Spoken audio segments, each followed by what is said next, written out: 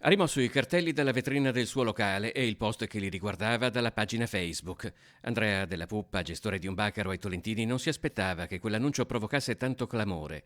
In previsione di una possibile apertura della sua osteria nonostante i divieti imposti dal TPCM, col Veneto nuovamente in zona arancione, nelle intenzioni quei cartelli volevano offrire un'informazioni ai clienti sugli aspetti legali di un'eventuale contestazione da parte delle forze dell'ordine.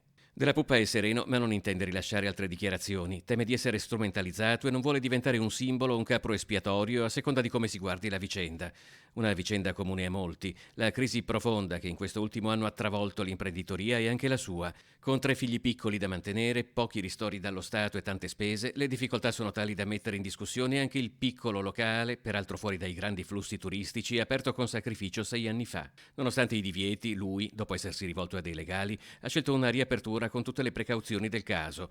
Non voglio sfidare nessuno, ha detto. Quando ci si comporta bene e si sta bene con la propria coscienza, rispettando gli altri ma non dimenticando se stessi, non si sbaglia.